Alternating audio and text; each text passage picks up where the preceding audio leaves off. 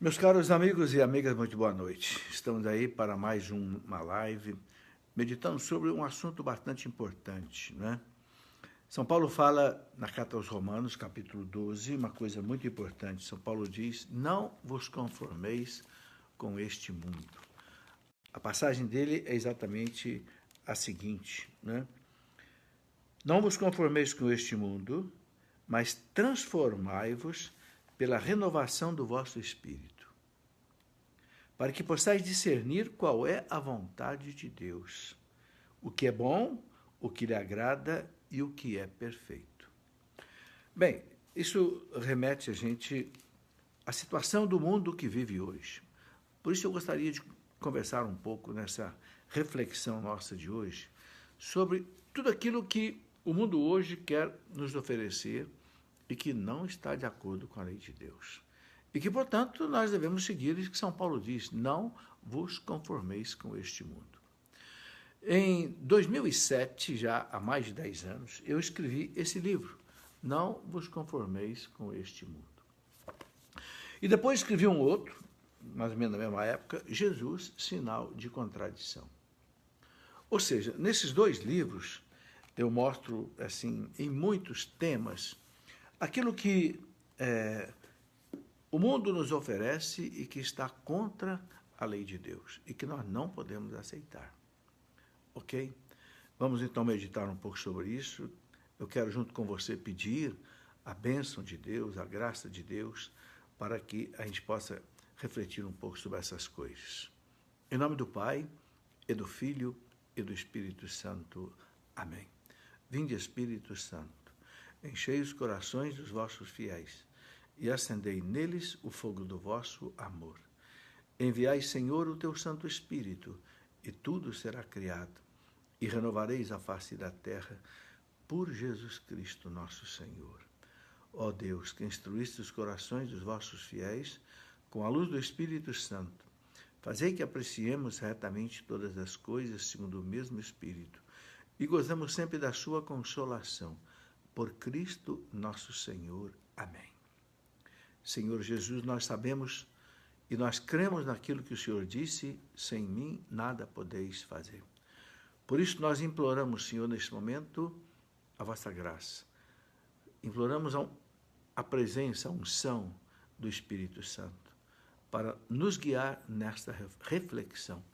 Que tudo seja, Senhor, para a vossa maior glória, a edificação da igreja, a salvação das almas.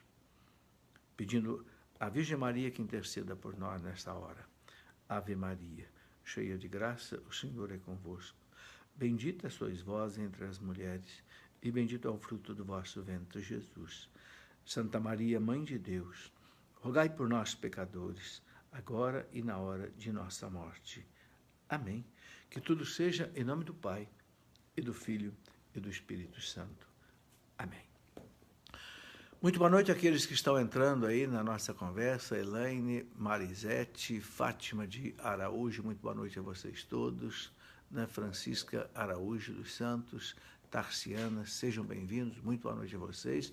Queremos então conversar sobre vários assuntos que realmente não estão de acordo com a palavra de Deus, com a vontade de Deus, e que nós não podemos aceitar. São Paulo diz, relembro mais uma vez, Romanos 12, versículo 2, não vos conformeis com este mundo.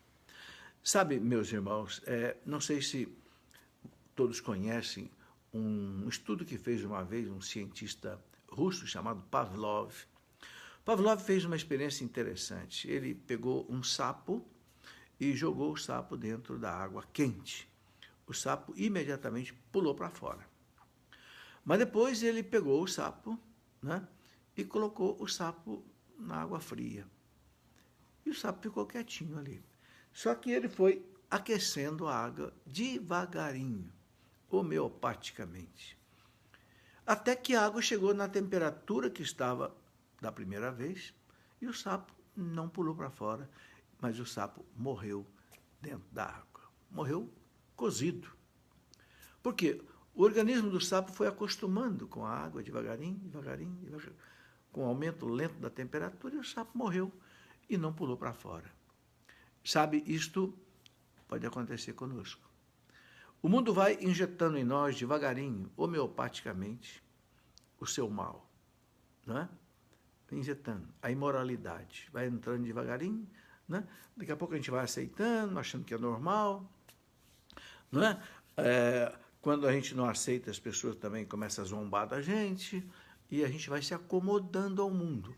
É o que eles chamam de mundanismo, não é? Uma vida mundana. São João diz lá numa das suas cartas, aquele que é amigo do mundo é inimigo de Deus. Claro que não é amigo do mundo bonito que Deus fez. Quando São João fala do mundo, ele está falando do mal, né? Esse mundo que está na mão do mal, né? São João diz, o mundo jaz no maligno. Jaz quer dizer descansa, né? No maligno. Mas que mundo é esse? É o mundo do pecado. É o mundo sem Deus. Esse é o mundo que ele está falando. Evidentemente, existe um mundo bom, né? O mundo criado por Deus não é um mundo bom. Deus viu que tudo era bom. Bem, então eu gostaria de hoje aqui analisar uma série de assuntos que realmente, se a gente não prestar bastante atenção, a gente vai aceitando, vai engolindo e vai aí meio que morrendo como esse sapo do Pavlov, né?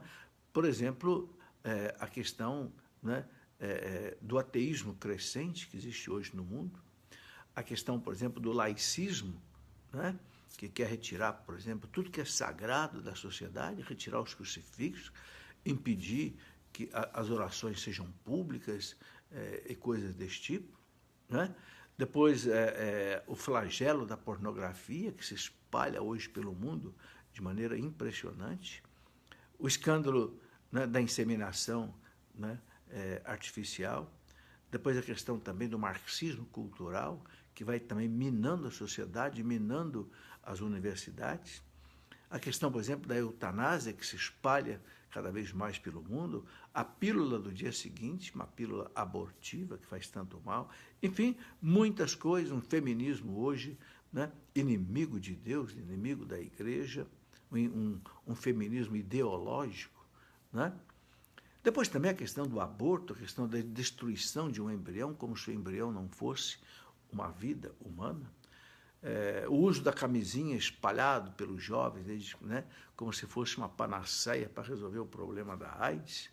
E assim vai, né? A questão dos casamentos de pessoas do mesmo sexo, a questão da prostituição virada assim hoje uma verdadeira profissão, às vezes está estimulada pelos sites do governo.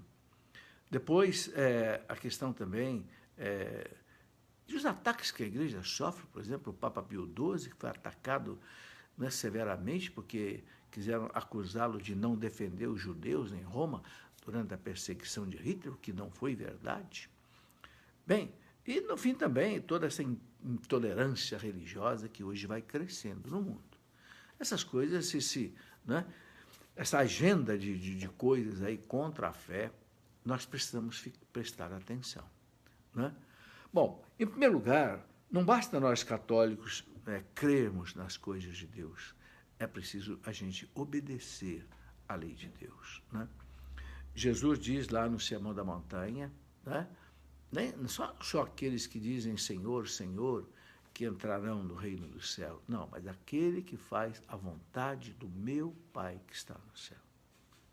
Aquele que faz a vontade do meu Pai que está no céu. E a vontade de Deus é muito clara. A vontade de Deus é apresentada para nós pela igreja, porque a igreja é a boca de Deus, é a porta-voz de Deus. Jesus falou claro para os apóstolos, né? Está lá em Lucas 10:16, né? Falou claro, né? Quem vos ouve, a mim ouve, quem vos rejeita, a mim rejeita, quem me rejeita, rejeita aquele que me enviou. Então, a igreja recebeu esse mandato de levar a verdade para o mundo. São Paulo fala lá na sua carta a Timóteo, 1 Timóteo 2,4, Timóteo, Deus quer que todos se salvem e cheguem ao conhecimento da verdade. Veja, para salvar é preciso chegar ao conhecimento da verdade. E quem é que ensina a verdade? É a igreja. Porque no mesmo capítulo a Timóteo 1 Timóteo 3,15, São Paulo fala, Timóteo, a igreja, é a coluna e o fundamento da verdade. Coluna, meus irmãos, é o que sustenta um prédio. E o fundamento é o alicerce. Você sabe que quando se faz um prédio, um edifício, a primeira coisa que é feita é o fundamento, é o alicerce. Quanto mais alto o prédio, mais profundo é o alicerce, com aquelas sapatas enormes de ferro, de concreto, fincadas no chão, depois tudo amarrado em vigas, baldrames, e aí sobem as colunas. Então, o que sustenta um prédio é o alicerce, o fundamento e as colunas. O resto, né, aquele esqueleto que você vê inicialmente de um prédio, é que você pode fechar depois com qualquer coisa. Pode fechar as paredes com vidro, pode fechar as paredes com tijolo, pode fechar as paredes com metal, porque as paredes não representam nada em termos de segurança. O que dá sustentação é o fundamento e as colunas. Por isso que São Paulo diz a Timóteo, a igreja é o fundamento e a coluna da verdade. Então agora ligue. São Paulo diz a Timóteo, Deus quer que todos se salvem e cheguem à verdade. E a igreja é a coluna e o fundamento da verdade. Ou seja, para se salvar, tem que chegar à verdade da igreja. Então, a gente não basta crer, é preciso obedecer aquilo que a igreja diz. Né? Obedecer e, como diz então São Paulo aos Romanos, né? Não vos conformeis com este mundo. Não se deixe levar por este mundo. Não se deixe cair no mundanismo, né? Que começa a achar que é normal, pode acontecer. Né? Bom, na verdade, meus irmãos, hoje nós estamos vivendo uma nova barbárie. Esses itens todos que eu já citei aqui, diante da lei de Deus, é uma desordem. É o horror do pecado. Né? É uma nova barbárie que nós estamos vivendo. O mundo teve lá aquela barbárie que invadiu o Império Romano a partir do século II, III, os bárbaros que tomaram o Império Romano, estraçalharam aquele império, né? Transformaram aquele império no verdadeiro mosaico de povos bárbaros, né? Ostrogodos, visigodos, alamanos, suevos, burgúndios, celtas, vândalos, né? Hunos. O império foi estraçalhado. Foi aquela barbárie, né? Que se não fosse a Igreja Católica salvar o mundo, com seus monges, os papas, etc., a civilização ocidental teria acabado. Ninguém mais poderia ler os clássicos antigos, gregos, romanos, nem mesmo a Bíblia. Porque você acha que os bárbaros iam guardar a Bíblia? De jeito nenhum. Mas, graças a Deus, a igreja evangelizou os bárbaros durante 600 anos e depois nós chegamos aí na Idade Média cristã, totalmente cristã. Uma maravilha o que a igreja fez. Salvou e construiu a civilização ocidental. Mas hoje nós vivemos uma nova barbárie. Por quê? Porque o cristianismo está sendo abandonado. Sobretudo aqui no Ocidente. Não é? Quando nós vemos essas coisas sendo aprovadas, você viu aí, semana passada, o parlamento da Argentina aprovou o aborto. Um país católico, a Argentina, majoritariamente católico, mas a Câmara de Deputados aprovou. Queira Deus, né, que o Senado não aprove e queira Deus que o presidente não sancione a lei. Ok? Então, queremos conversar um pouco sobre isso. Você pode hoje mandar suas perguntas, ok? Eu vou responder as perguntas na medida que elas chegarem, sobre vários assuntos que nós vamos conversar. Né? Vamos começar falando um pouco da questão do ateísmo.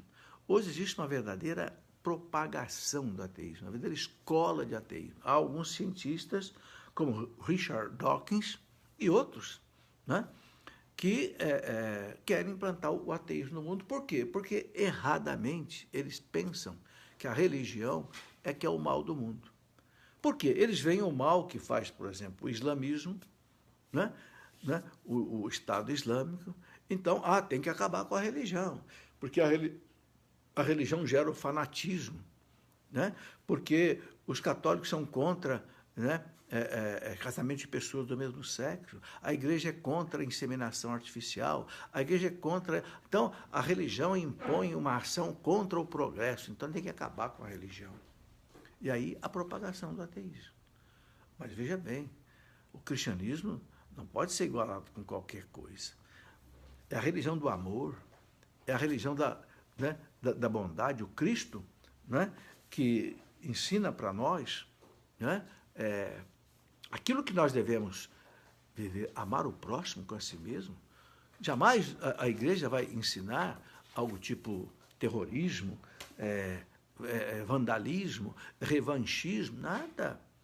Jesus disse, amai os vossos inimigos, orai pelos que vos perseguem. Tem coisa mais linda do que isso? Tem coisa mais mansa do que isso? Né?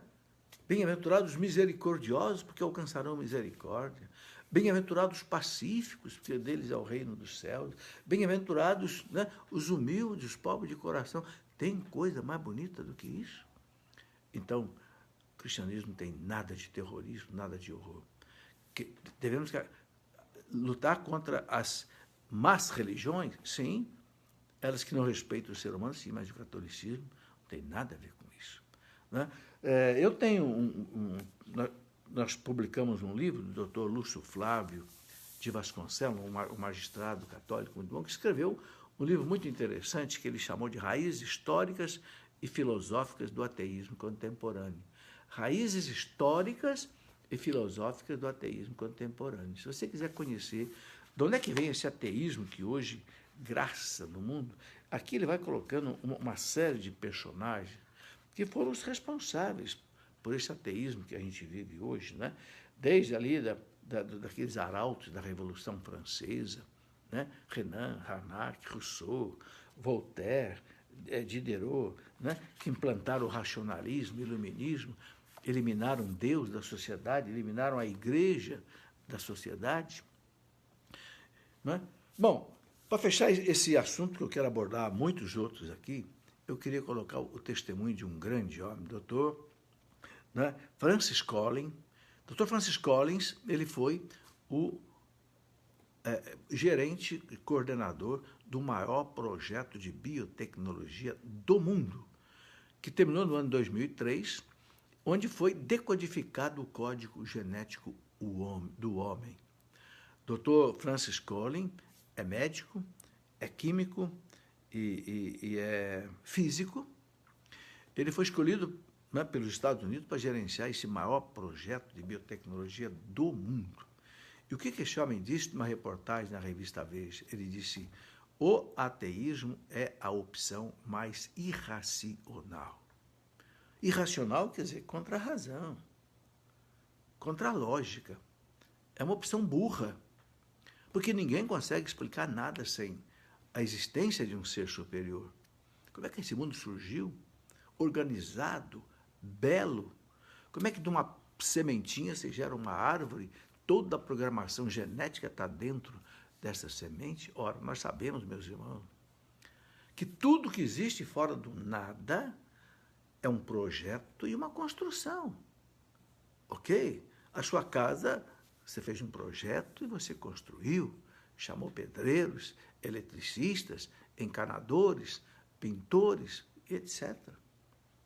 Não existe nada nesse mundo que não tenha sido projetado e construído. E esse mundo inteiro, o reino mineral maravilhoso dos átomos, das moléculas, o reino vegetal, o reino animal, o reino humano, ok? Mas insiste-se no ateísmo, né? Não vos conformeis com o ateísmo. Depois, um outro ponto que eu gostaria de colocar é o flagelo da pornografia que existe hoje no mundo. A pornografia, meus irmãos, hoje é um verdadeiro flagelo.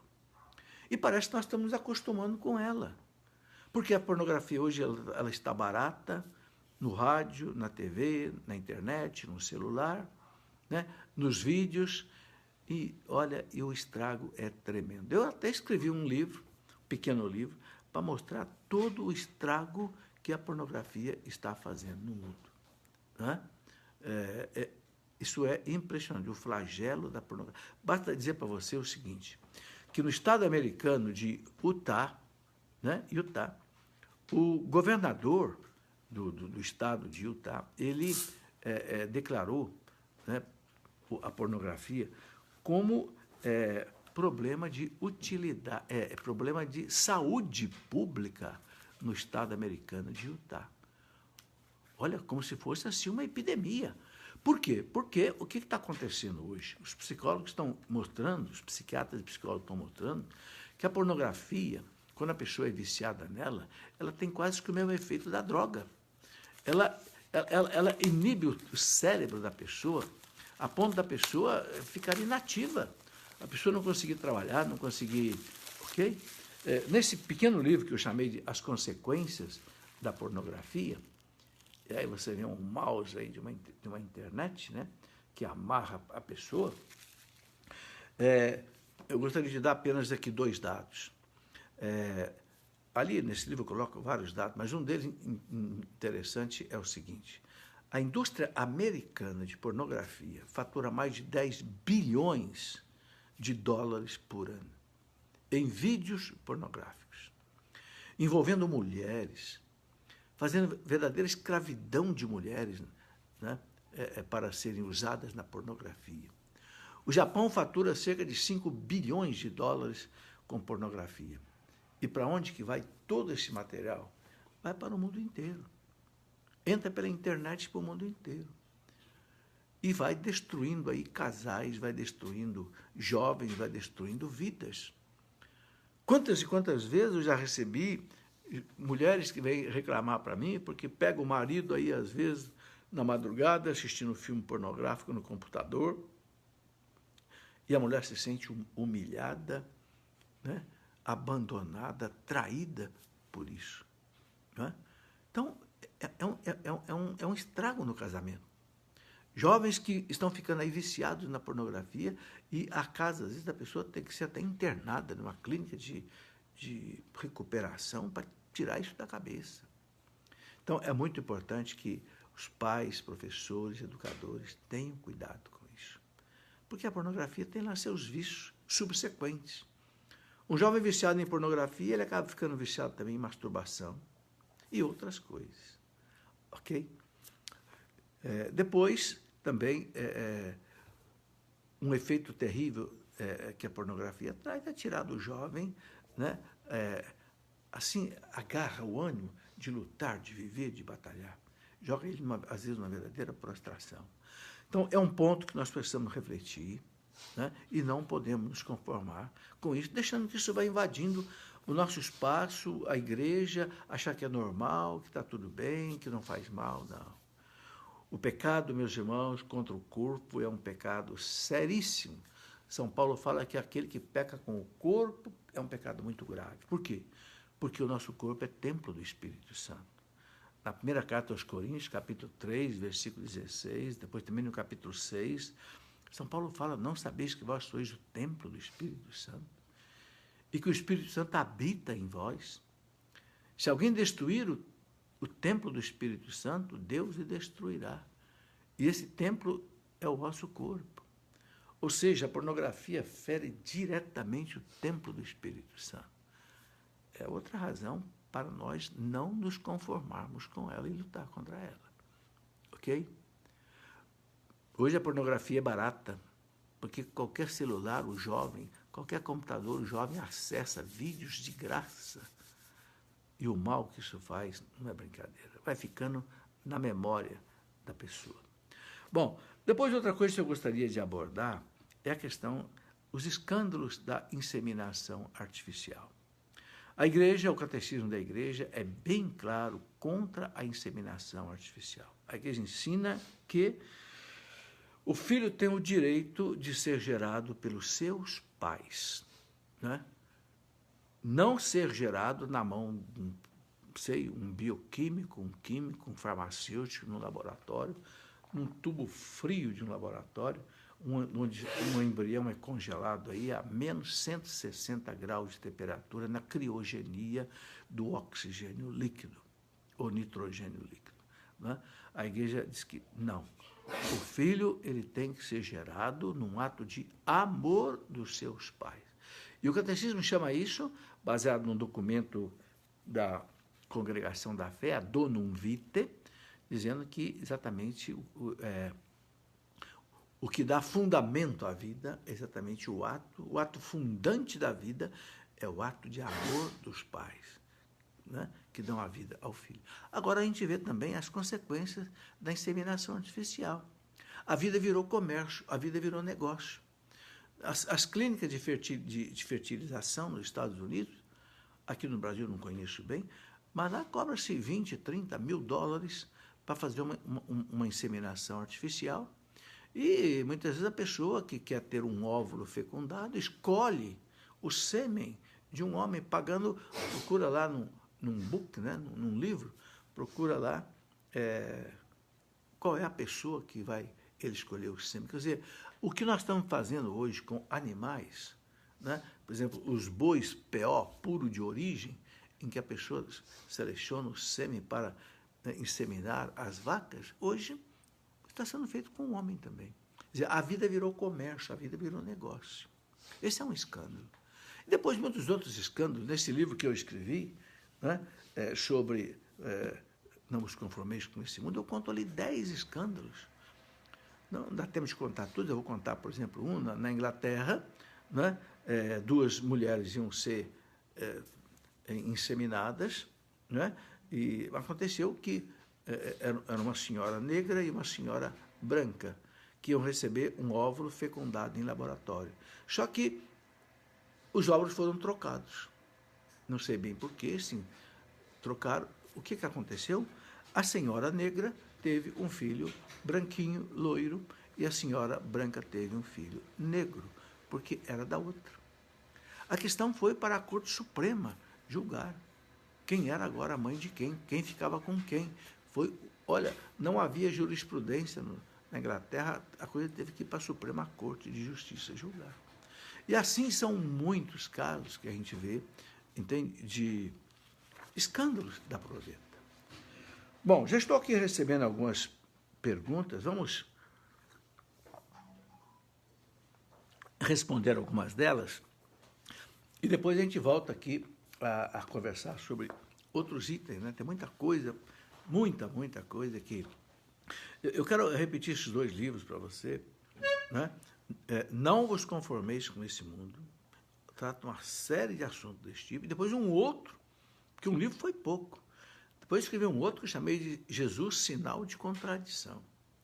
Ok? Jesus é aquele sinal contra essas coisas. Aí você pode olhar isso com calma. Bem, aqui a Vanessa Ballarotti pergunta o seguinte: professor Felipe, quem é o Frei Beto? Ele é marxista e comunista? O Frei Beto é um frei dominicano, não é padre, ele nunca foi ordenado, e realmente o Frei Beto é marxista.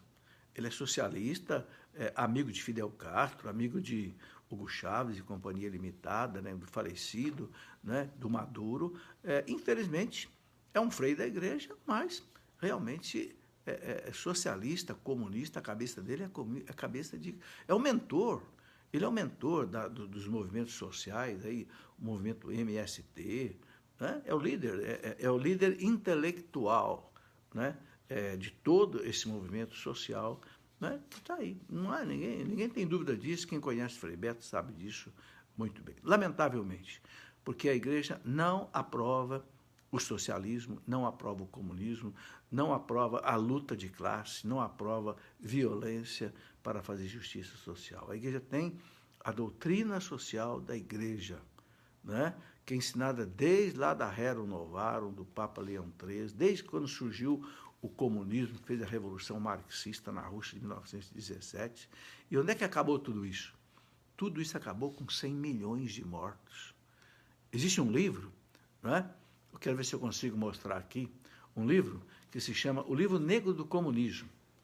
Esse livro negro, que foi escrito por um francês chamado Stéphane Courtois, em que ele e mais 5 colegas que foram marxistas, eles falam nesse livro em mais de 100 milhões de mortos. Na Rússia, na China, no Laos, no Camboja, no Vietnã. Está aqui o livro na minha mão, né? O Livro Negro do Comunismo. Olha a grossura desse livro. Esse livro é um horror, porque ele é todo ilustrado, com fotos reais de assassinatos, né? Um livro que tem letras pequenas e que ele tem quase 1000 páginas. Não sei se você vê ali, os autores são um autor, Stéphane Courtois, e mais uma série de outros autores que eles colocam aqui bem claro. O fruto que o marxismo deixou para o mundo foi um lastro de mortes, 100 milhões de mortes. E o Stephen Courtois e os seus amigos eram marxistas, mas ficaram tão impressionados com a desgraça marxista-comunista que eles escreveram esse livro. Abandonaram e escreveram o livro negro do comunismo. 100 milhões de mortos. Rússia, China, Laos, Camboja, Vietnã, Cuba. Não é? Muito bem. Rosalie pergunta o seguinte: professor, não entendo como existem padres comunistas. Será que eles não conhecem as atrocidades cometidas pelos comunistas? E o que diz Nossa Senhora, não se importam com isso? Ô, Rosalie, eu também não entendo. Essa mesma inconformidade que você tem, eu tenho também. Não consigo compreender. Principalmente não consigo compreender como é que podem ser desobedientes à igreja. Eu acho que um padre que pensa assim, como Frei Beto, devia deixar a igreja, por questão de lógica. Porque se você está numa instituição que oficialmente não aprova aquilo que você quer viver, então deixa a instituição. Sabe? Padres que aprovam uma teologia da libertação marxista, que o Papa Bento XVI mostrou com toda clareza naquele artigo dele. Eu vos explico o que é a teologia da libertação. Eu até publiquei nesse livro aqui sobre a teologia da libertação. O Papa Bento XVI fala claro. É a pior heresia que já surgiu na história da igreja. A teologia da libertação marxista. Se existe uma teologia da libertação que não é marxista, não é dessa que eu estou falando. Não é? Mas a teologia da liberação marxista, baseada na luta de classes, que joga pobre contra rico, que incentiva a invasão de terra, que incentiva quebra-quebra, o Papa Bento XVI, é a pior heresia que existe. Por quê? Porque enquanto as outras heresias negavam um ponto da fé católica, a teologia da libertação marxista nega tudo. Revira o cristianismo no avesso, cria um cristianismo falso. Palavras do Papa Bento XVI. Se você quiser conferir, nesse livro aqui eu coloco a matéria dele. Né? Eu vos explico o que é a teologia da libertação. Liminha Feitosa, as paróquias que vendem bebidas alcoólicas nas festas de padroeiro estão sendo amigas do mundo, professor Felipe? Liminha, na última reunião dos bispos aqui em Aparecida, os bispos, se não me engano, do estado do Paraná se reuniram para publicamente declarar e proibir que nas festas lá das suas dioceses haja bebida alcoólica. Então, se a bebida alcoólica provoca mal, a pessoa pode se embriagar nas festas da igreja, não é? É melhor proibir. A igreja não proíbe a bebida alcoólica. Não. Conheço quantos e quantos bispos e padres que tomam lá seu cálice de vinho todo dia, e eu mesmo tomo. Mas tudo com segurança. Né? O Papa Bento XVI sempre gostou, né, de um chopp, ele que é alemão, mas tranquilo, sem bebedeira. Agora, acontece, quando você põe isso assim em público, né?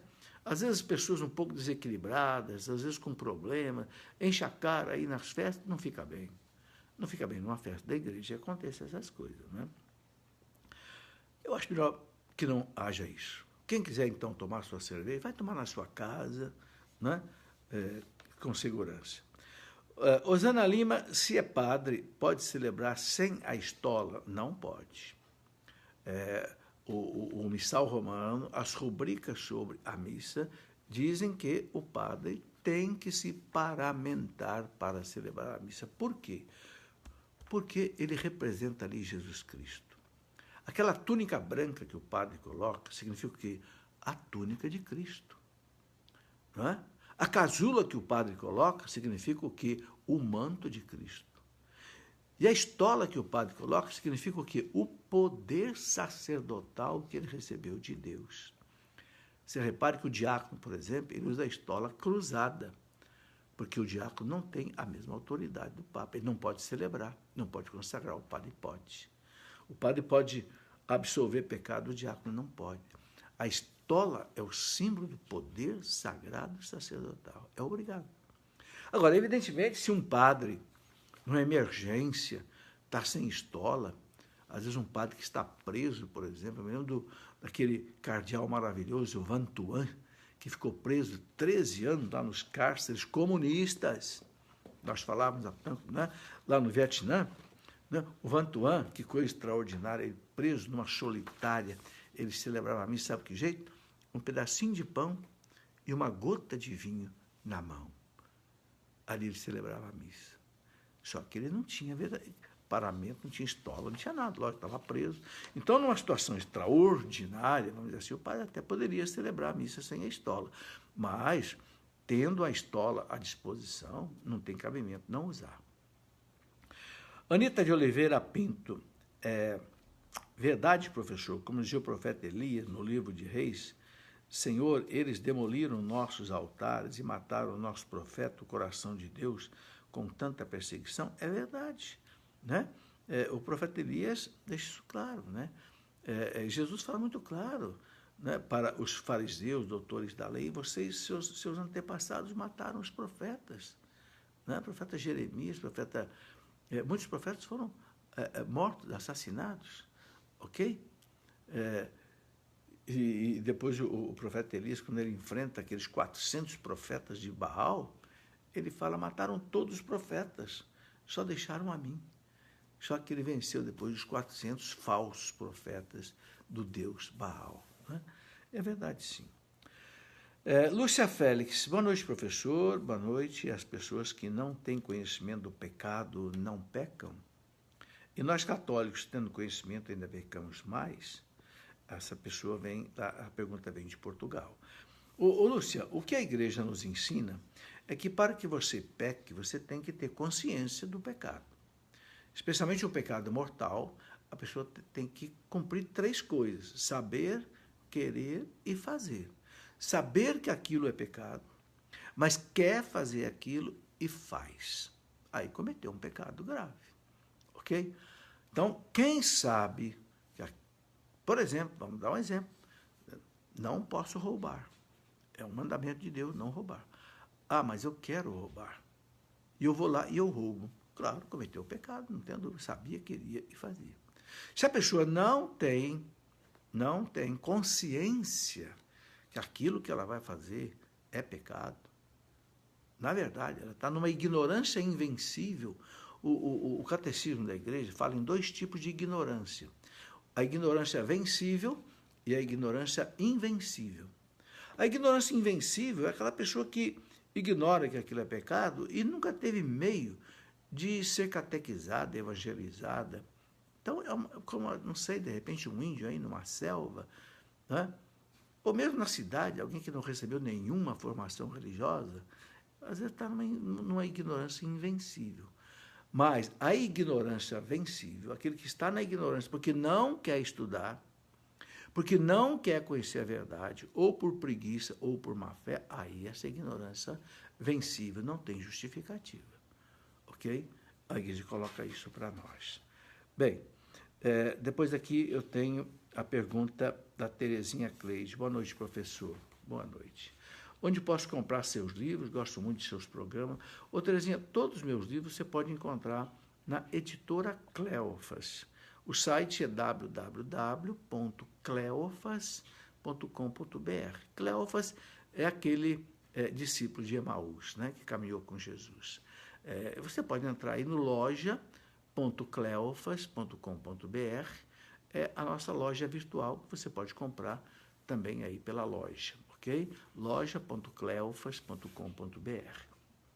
Todos os livros que eu escrevo são livros de formação. Por que eu comecei a escrever? Escrevi já cerca de 100 livros. Por quê? Porque há mais de 48 anos que eu estou na igreja estudando. Eu sempre tive muita dificuldade para estudar, porque, sabe, era difícil encontrar, às vezes, um curso para fazer, um padre para explicar, livros até para ler. E eu fui fazer teologia, na mesma época que eu fazia meu doutorado em física, eu fazia teologia à noite, e eu sofri muito para aprender muitas coisas, né? Então, um dado momento, Deus colocou na minha consciência que eu poderia começar a escrever. E aquilo tudo que eu tive muita dificuldade para aprender, dominar, eu fui colocando no papel, transformando em livros. Hoje já são aí, graças a Deus, mais de 100 livros, mas de aprofundamento. Eu gosto de dizer o seguinte, meus irmãos, nós temos duas coisas importantes na nossa espiritualidade: o reavivamento e o aprofundamento. Graças a Deus, hoje, principalmente por causa dos novos movimentos, novas comunidades, renovação carismática, não é? Muitas pessoas estão sofrendo um reavivamento na sua fé, buscando Deus, graças a Deus. Mas essas pessoas precisam ter aprofundamento. Pensa numa árvore. Quanto mais uma árvore cresce para cima, ela cresce também para baixo. Cresce para cima, cresce para baixo. Por quê? Uma árvore sem raiz, ela não consegue se manter. Primeiro, porque não consegue tirar nutrientes do solo, não consegue tirar água lá do fundo da terra para sobreviver, principalmente na época de seca. E segundo, se ela não tem raiz, ela não tem sustentação, um vento pode derrubá-la. Assim é a vida espiritual. Aquele cristão que só cresce para cima, mas não cresce para baixo, ou seja, ele não tem a cultura religiosa, a formação religiosa, não conhece os dogmas da fé, não conhece o catecismo, ele balança com facilidade. E na época da seca, a seca espiritual, a secura espiritual, a aridez, às vezes morre de sede. Por quê? Porque não consegue tirar, né, lá do fundo da fé, o alimento espiritual, porque não tem raízes. Bom, então é muito importante, né? Muito importante isso, né? Então os livros são exatamente para isso. Cida Xavier: peço que o senhor explique, 2 pontos. Quando uma pessoa se diz católica, mas não vai na igreja, diz que não precisa ir porque Deus está dentro dela e não precisa ir para mostrar para ninguém que crê em Deus. Ou seja, está aí um caso típico de uma pessoa que não tem raízes, não conhece a igreja, né? Não sabe que Cristo morreu na cruz, da sua cruz descem os 7 sacramentos da salvação, mas desce na mão de quem? Na mão da igreja. A igreja é que ministra os 7 sacramentos da salvação. Não há salvação sem o batismo, sem a confissão, sem a Eucaristia, sem o matrimônio. E quem é que ministra isto? É a igreja. Então, se a pessoa não tem uma fundamentação sobre a igreja, eu escrevi um livro inteiro sobre a igreja, A Minha Igreja. Por que eu coloquei esse título nesse livro? A Minha Igreja. Porque Jesus usou essa palavra. Sobre ti, Pedro, edificarei a minha igreja. A igreja é dele. A grande instituição que o Cristo deixou, a minha igreja. Por quê? Porque essa igreja, como você está vendo aí na capa desse livro, é essa luz entrando pela janela. Esta é a luz de Cristo que entra pela igreja através dos sacramentos e nos leva à salvação. Agora a pessoa diz, não, eu quero Cristo, mas eu não quero a igreja. Né? Infelizmente, isso aconteceu com os protestantes, com Lutero. Né? Sim a Cristo, mas não à igreja. Né? Foi o grande racha que houve na cristandade a partir do século XVI, 1517. Aí depois disso vieram aqueles que disseram assim, irmão, não a Deus e não à igreja e também não a Cristo. Né? Os racionalistas que fizeram a Revolução Francesa. Né? Então o primeiro não foi um não dito à igreja. O segundo não foi um não dito a Cristo, os racionalistas. Depois, um terceiro não foi um não dito a Deus, os ateístas. E agora tem um quarto não. Sabe qual é o quarto não? É o não dito ao homem. Que não dito ao homem é esse? Esse que nós estamos conversando agora. Oferecendo ao homem a cultura da morte como se fosse algo bom. Como se a morte pudesse ser solução para algum problema. Então oferece para o homem o quê? Suicídio assistido, eutanásia no final da vida, destruição de embriões, é a cultura da morte. É o não dito ao homem. Depois que o mundo disse não à igreja, não a Cristo, não a Deus, agora, consequentemente, ele diz não ao homem. Porque é lógico, isso, meus irmãos, reflete aquilo que São Paulo diz, o salário do pecado é a morte. O que dói no coração da gente, de ver esse mundo ensinando todas essas coisas que São Paulo fala para a gente não se conformar com isto, não vos conformeis com esse mundo, é porque tudo isso leva o homem à morte, ao desespero, ao nada, ao vazio, à angústia, sabe? Nosso mundo nunca sofreu tanto, meus irmãos, nunca sofreu tanto, com violência, com corrupção, com mortes, com guerras, com tráfico de mulheres, tráfico de crianças. Não é? O que é isso? É o fruto do pecado. É o fruto do pecado. Por isso que São Paulo diz, não vos conformeis. Bom, então, Cida, é isto aí. Né? A pessoa que não entendeu a importância da igreja, falta para ele raiz, que eu acabava de falar aqui há pouco. Pergunta do Agenor Aquino. Bom, tem tantas perguntas aqui que eu queria falar ainda de muitas outras coisas, mas de repente eu faço um outro programa ainda.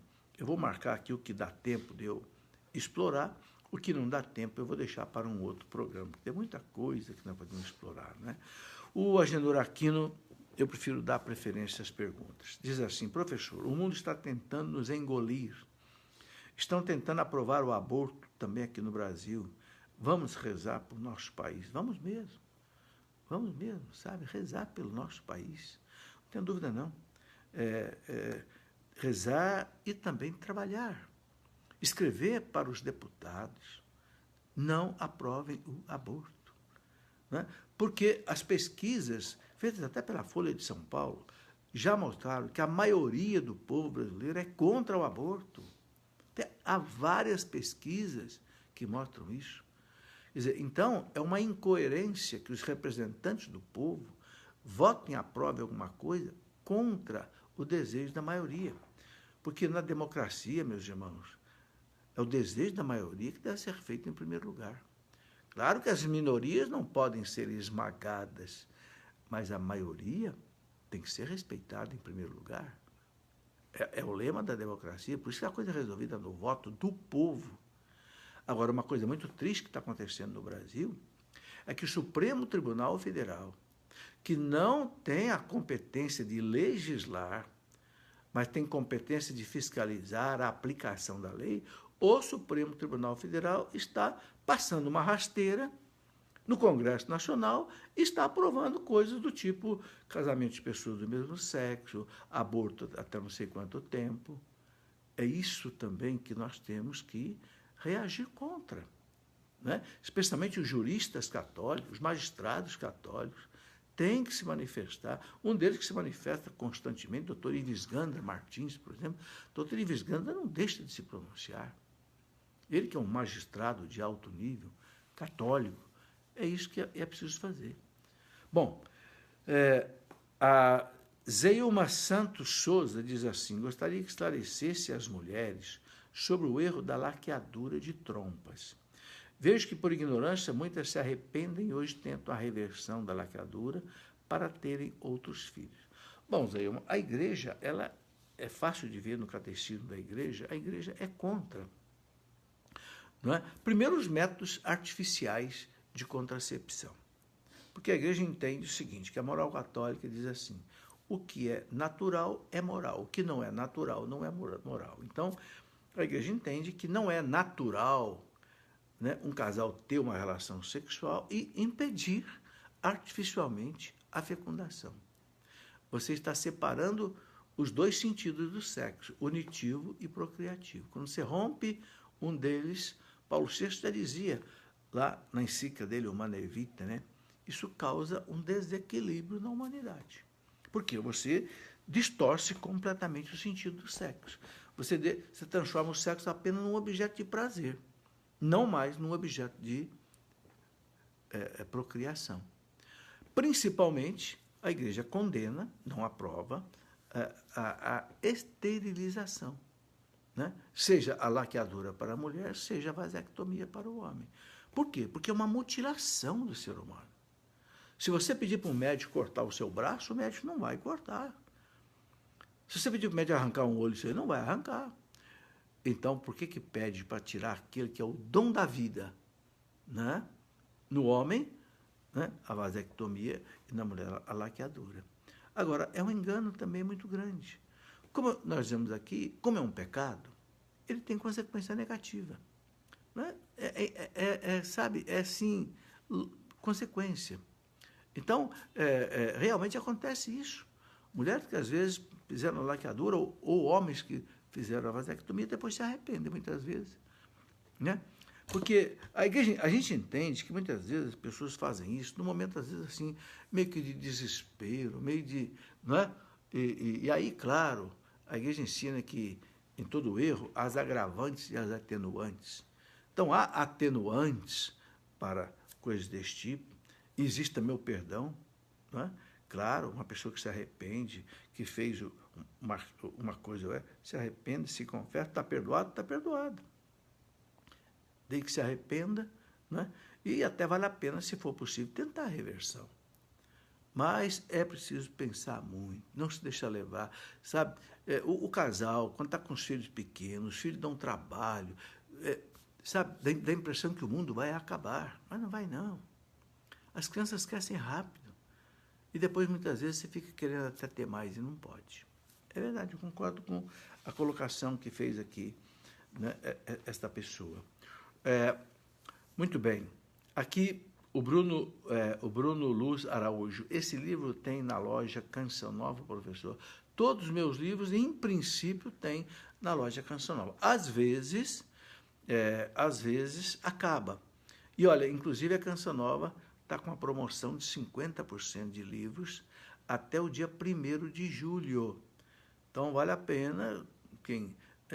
Meus livros normalmente tem na livraria Canção Nova. Né? É que às vezes acaba, demora para pedir, mas se não tiver lá, tem também na nossa editora. Muito bem. Ricardo Gonçalves. Se o atual Papa falou a um homossexual que Deus o fez assim, não estará ele automaticamente excomungado? Não. Eu não tenho certeza que o Papa disse essa frase desse jeito. Deus o fez assim. Eu penso que o Papa quer dizer assim, você nasceu assim. Ou você, por causa da educação que você recebeu, porque, na verdade, ninguém sabe exatamente, até hoje, qual é a causa da homossexualidade. Uma linha diz que é genética, outra linha diz que não, que é comportamental. Por exemplo, o grande psicólogo, doutor em psicologia, há mais de 40 anos, na Bélgica, doutor, que escreveu aquele livro, A Normalidade, né, da Vida Sexual, a Batalha pela Normalidade Sexual, doutor Gerhard Hartweg, ele fez terapia com homossexuais na Bélgica por mais de 30 anos, e um cientista que coloca no seu livro muitíssimas referências, ele coloca claro que, para ele, não há nada de genético. Não é? Bom, mas vamos deixar isso de lado. A pessoa tem a tendência homossexual. O que eu penso que o Papa quer dizer é o seguinte, bom, se você tem a tendência homossexual, você não tem culpa disso. Deus te fez assim no seguinte sentido, a vida te trouxe a isso.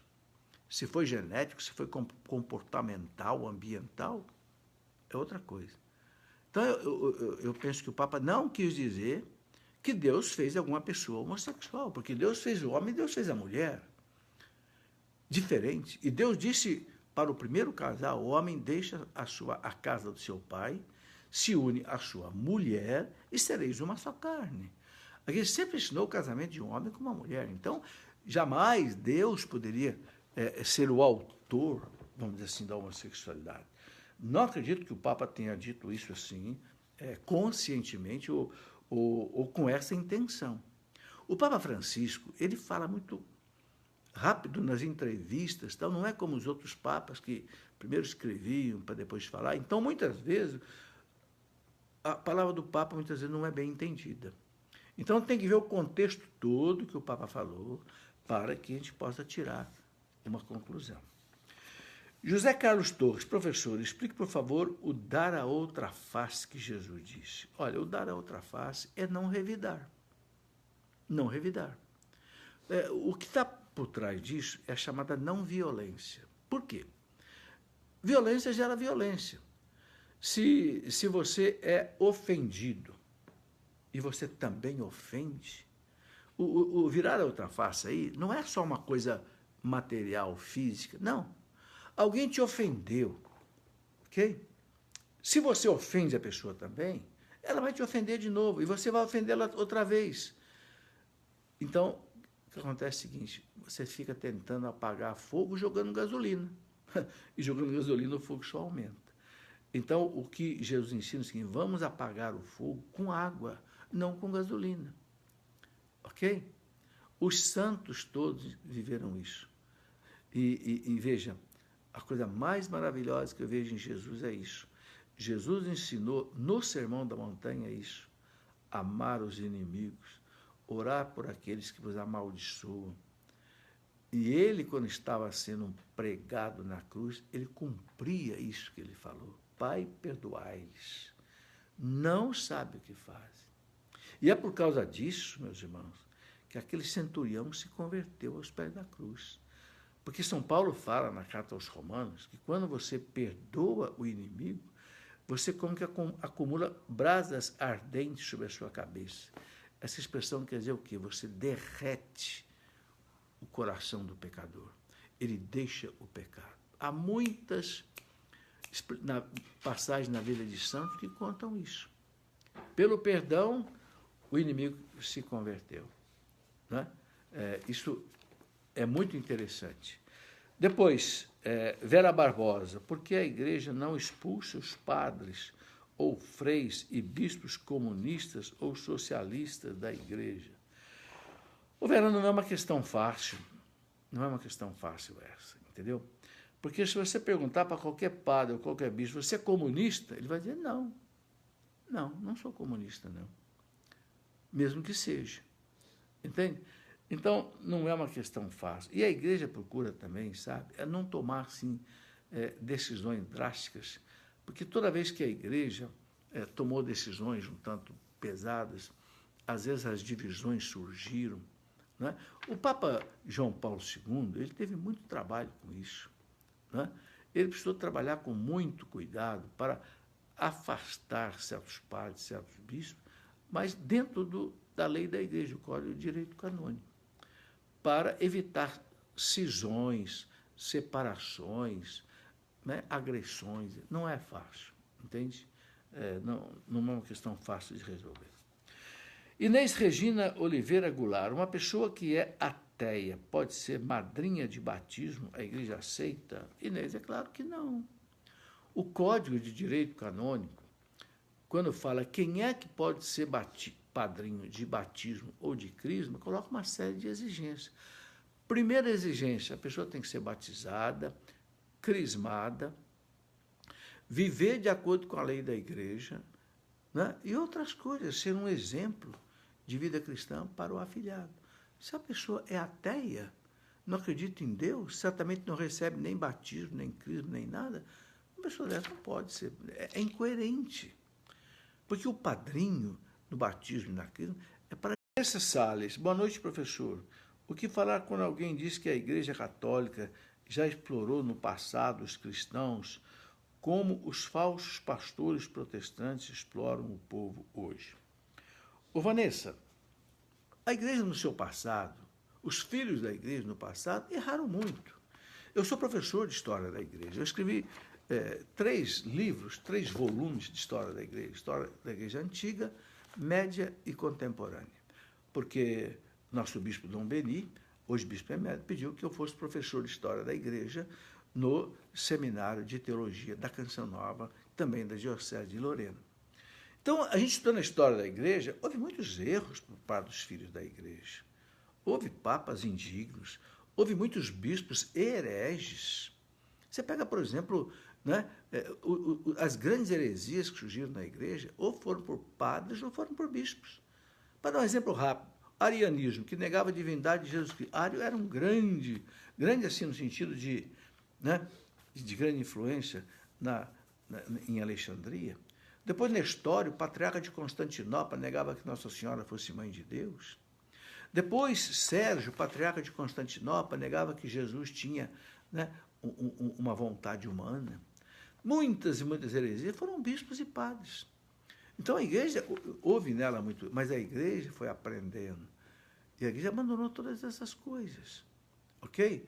Quer dizer, houve uma evolução também. O Espírito Santo vai ensinando a igreja. Né? Por exemplo, os últimos papas que nós tivemos, papas digníssimos. Todos os papas que eu conheci, inclusive no meu tempo de vida, né? Desde Pio XII, depois João XXIII, Paulo VI, João Paulo I, João Paulo II, Bento XVI, Francisco, papas maravilhosos. Ou seja, a igreja foi purificada por isso. Onde existem homens, existem erros. Seja no exército, seja na medicina, seja na igreja. Agora, a igreja vai se corrigindo, vai aprendendo. Ok? A gente não deve se decepcionar. Olha, basta dizer a vocês que no século X, 5 ou 6 papas foram assassinados por brigas internas da igreja, por famílias que queriam dominar o papado na época, né, da chamada investidura leiga, que foi uma época terrível, onde os leigos queriam impor os papas, às vezes matavam um papa para poder eleger outro. A igreja, meus irmãos, passou por tanta coisa. Por isso que os autores dizem o seguinte: se a igreja não fosse divina, ela tinha acabado. Tinha acabado. Né? Houve um historiador, essa história é muito interessante, um historiador alemão, Ludwig Pastor. Ludwig Pastor era um historiador protestante. Mas ele ficou tão impressionado com a vida dos papas que ele escreveu uma coleção de 40 volumes grossos sobre a vida dos papas. E nem conseguiu cobrir todos os papas. Ludwig von Pastor. Quando ele acabou, ele disse: olha, se essa igreja não acabou, é porque essa igreja é divina. Então, eu vou me tornar católico. E se tornou católico. Deixou o protestantismo, se tornou católico, porque ele viu tanto de erro que os filhos da igreja cometeram e a igreja não acabou. Por quê? Porque o Cristo prometeu: as portas do inferno nunca prevalecerão contra ela. Então, os homens não são capazes de acabar com a igreja de Cristo. Porque a igreja, né, é o sacramento universal da salvação. Se acabar a igreja, acaba a salvação. Muito bem, aqui, Adriano Moreira: uma bênção sacerdotal tem valor se não for ao vivo? Exemplo, uma reprise de um programa da Canção Nova. Olha, tem valor desde que a pessoa tenha fé. Porque a bênção é um sacramental, não é sacramento. Pode ser dada à distância. Então, se a pessoa tem fé naquela bênção, ela pode sim trazer, né, efeito para a pessoa. Bem, meus irmãos, já são mais de 9 horas, até esqueci do tempo. Né? Me desculpe aí por passar tanto tempo aí. Olha, tem muitas outras coisas que eu ainda poderia fazer, eu vou guardar aqui esse meu resumo e uma outra oportunidade a gente volta aqui nessa conversa, tá bem? Olha, agradeço a vocês que estiveram comigo até agora, que Deus os abençoe, lhes dê uma boa e santa noite, né? E estaremos juntos numa outra oportunidade, se Deus quiser. Glória ao Pai, ao Filho e ao Espírito Santo, como era no princípio, agora e sempre. Amém. Nós te agradecemos, Senhor, por mais esta oportunidade que o Senhor lhe dá de refletir, de conversar, de meditar. Que tudo tenha sido para a vossa maior glória. Em nome do Pai, e do Filho, e do Espírito Santo. Amém. Boa noite a todos. Fiquem com Deus.